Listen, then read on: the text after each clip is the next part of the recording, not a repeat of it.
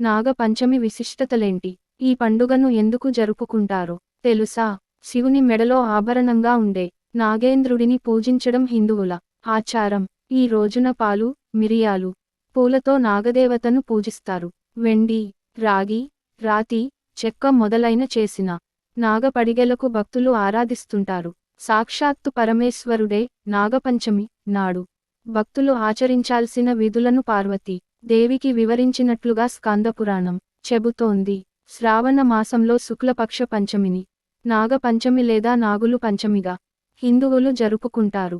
స్కంద పురాణంలో నాగపంచమి విశిష్టతను సాక్షాత్తు ఆ పరమశివుడే వివరించాడు. ఈ సందర్భంగా నాగపంచమి విశిష్టత గురించి తెలుసుకుందాం. అలాగే నాగపంచమి నాడు పుట్టలకు పూజ చేయించడం, పాలు పోయడం వంటివి చేస్తే వంశాభివృద్ధి కలుగుతుందని పండితులు అంటున్నారు.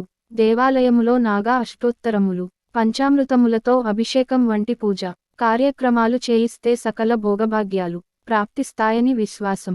చలి చీమ నుండి చతుర్ముఖ బ్రహ్మ వరకు, రాయి, రప్ప, చెట్టు, చేమ, వాగు, వరద, నీరు, నిప్పు అన్నిటా అందరిలోనూ దైవత్వాన్ని దర్శించే విశిష్టమైన సంస్కృతి హిందువులది.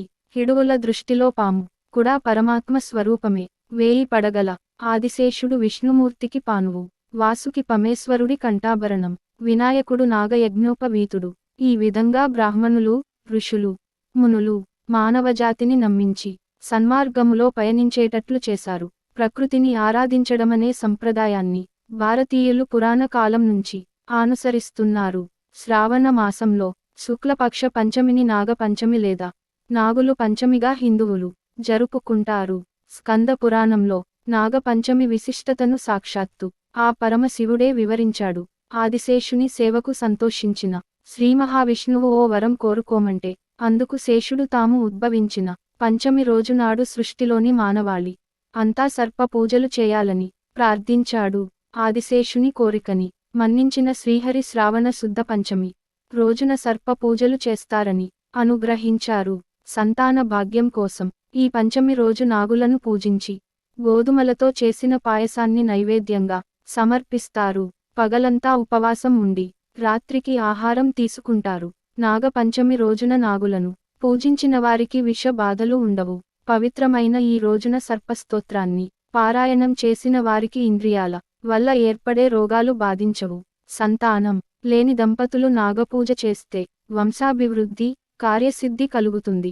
కాలసర్ప, నాగదోషాలు తొలగిపోతాయి. రాహుకేతు దోషాల నివారణకు నాగపంచమిని బ్రహ్మదేవుడు, ఆదిశేషుని అనుగ్రహించిన రోజుగా పరిగణిస్తారు. నాగుల చవితి మాదిరిగానే నాగ పంచమినాడు నాగదేవతను పూజించి పుట్టలో పాలు పోస్తారు. సర్ప పూజతో సంతాన ప్రాప్తి, రాహు కేతు దోషాలు తొలగిపోతాయి. నాగపంచమి రోజున శ్రీకాళహస్తీశ్వరునికి అభిషేకం చేసిన వారికి సకల సంపదలు కలిగి రాహు, కేతు, సర్ప, కాలసర్ప దోషాలు తొలగిపోతాయి. నాగపంచమి రోజు అనంత పద్మనాభ స్వామికి అభిషేకం, అలంకారాలు చేయించిన వారికి ఈతి బాధలు తొలగి ఆర్థిక ఇబ్బందులు సమసిపోతాయి. ఈ పనులు చేయకండి. త్రేతాయుగంలో లక్ష్మణుడిగా, ద్వాపరయుగంలో బలరాముడిగా ఆదిశేషుడు అవతరించాడు. యమునా నదిలో శ్రీకృష్ణుడు కాళీయ మర్దనం చేసిన రోజునే నాగపంచమిగాను, గరుడ పంచమిగాను జరుపుకుంటారని ఆధ్యాత్మిక వేత్తలు పేర్కొన్నారు. నాగపంచమి రోజున పుట్టకు పూజలు చేసి పాలు పోస్తారు. నాగదేవతలకు నీరు, పాలు, పసుపు, కుంకుమతో అభిషేకం చేస్తారు. పసుపు రంగు దారాలను చేతికి కట్టుకుంటారు. కొందరు నాగదేవత బొమ్మలను తయారు చేసి పూజలు చేస్తారు. ఈ రోజున మట్టి తవ్వడం, చెట్లను నరకడం చేయకూడదని పెద్దలు సూచించారు. ఈ వ్రతాన్ని ఎవరు చేయాలంటే కశ్యప ప్రజాపతి, ఆయన భార్యలు వినత, కద్రువల సంతానమే గరుత్మంతుడు. నాగులు శ్రావణ పంచమి రోజే వినతకు గరుత్మంతుడు, కద్రువకు నాగులు జన్మించారు. కాబట్టి నాగపంచమి, గరుడ పంచమి పేర్లతో పిలుస్తారు. అలాగే గరుత్మంతుడు లాంటి మాతృభక్తి కలిగిన సంతానం కలగాలని స్త్రీలు గరుడ పంచమి వ్రతం చేస్తారు. అయితే ఈ వ్రతం కేవలం సోదరులన్న స్త్రీలు మాత్రమే చేయాలనే నియమం ఉంది. తల్లికి దాస్యం నుంచి విముక్తి కలిగించిన గరుడు దేవేంద్రుడితోనూ యుద్ధం చేశాడు. నాగ ప్రతిష్ఠ, రావి చెట్టుకి ప్రదక్షిణాలు చేయడం మొదలైన నియమాలు చేశారు. 40 రోజుల పాటు ఉదయమునే రావి చెట్టు ఆలింగనము ప్రదక్షిణాలు చేసిన జననేంద్రియ దోషములు తొలగి గర్భము ధరించుటకు సహాయకారిగా ఉంటుందని విశ్వసిస్తారు. నాగుపాము మనిషి వెన్నుపాము ఆకారములో ఉంటుంది. నాగప్రతిమను శాస్త్రోక్తముగా రావి చెట్టు మొదలులో ప్రతిష్ఠిస్తారు.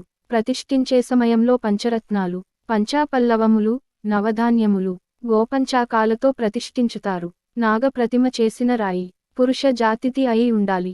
రత్నముల ద్వారా చెట్టు నుండి విసర్జించబడిన ఉజోన్స్ శిలా ముఖాంతరముగా మానవుని శరీరమీద ప్రభావము చూపును. అందువలన నాగపంచమి నాడు ఈ నియమాలు చేశారు మన పెద్దలు. వీనిని తెలిసి ఆచరించిన, తెలియక ఆచరించిన మంచి ఫలితములు తప్పక పొందవచ్చును. ఇక్కడ అందించిన భక్తి సమాచారం, పరిహారాలన్నీ మత విశ్వాసాలపై ఆధారపడి ఉన్నాయి.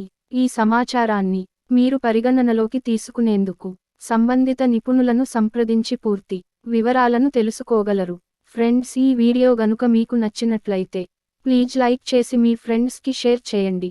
అలాగే మా కొత్త వీడియోస్ మీకు వెంటనే చేరాలంటే మన ఛానల్ని సబ్స్క్రైబ్ చేసుకొని పక్కనే ఉన్నటువంటి బెల్ ఐకాన్ని ప్రెస్ చేయండి. ధన్యవాదములు.